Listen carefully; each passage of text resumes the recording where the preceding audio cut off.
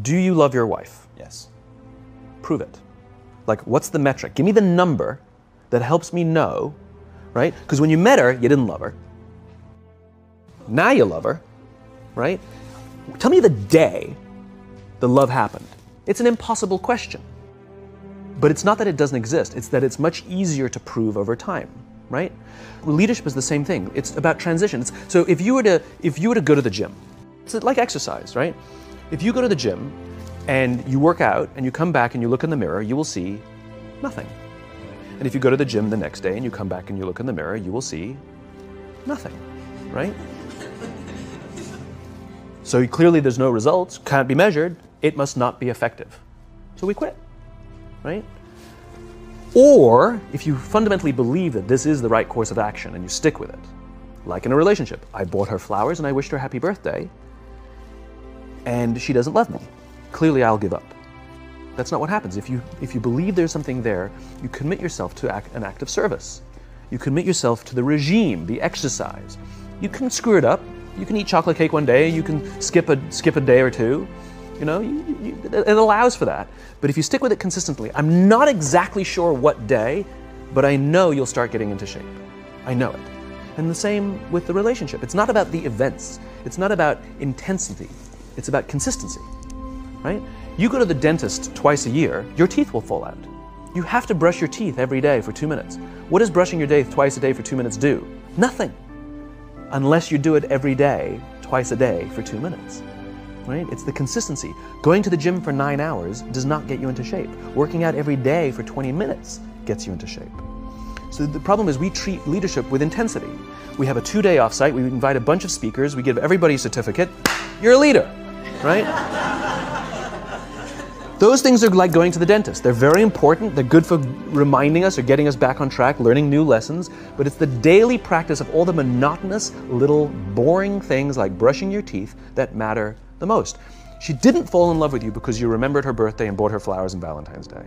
She fell in love with you because when you woke up in the morning, you said good morning to her before you checked your phone. She fell in love with you because when you went to the fridge to get yourself a drink, you got her one without even asking. She fell in love with you because when you had an amazing day at work and she came home and she had a terrible day at work, you didn't say, yeah, but let me tell you about my day. Right. You sat and listened to her awful day and you didn't say a thing about your amazing day. This is why she fell in love with you. I can't tell you exactly what day, and it was no particular thing you did. It was the accumulation of all of those little things that she woke up one day and as if she pressed a button, she goes, I love him, right? Leadership is exactly the same. There's no event.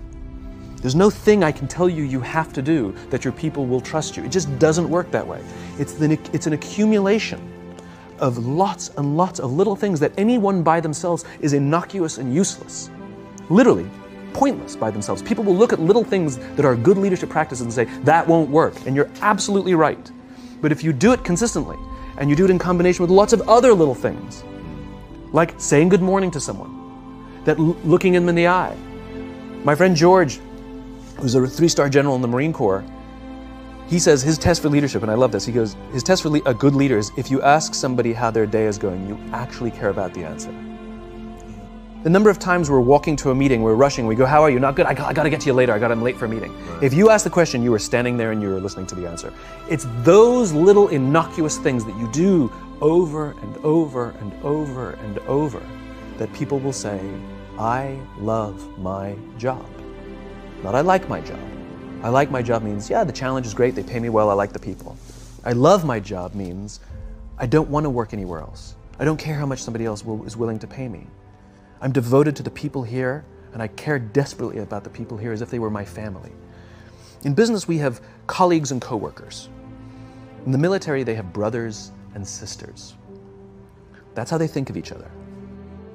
If you really have a strong corporate culture, the people will think of each other like brothers and sisters. It's like a family, right? No, brothers and sisters. Deep love. Fight, but the love doesn't go away.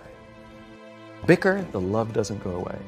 And I'll fight with my sister, but if you threaten my sister, you're gonna have to deal with me, right? We'll fight internally, we'll bicker with each other, but nobody's gonna hurt each other, and if anything from the outside shows up, you're looking at a unified front.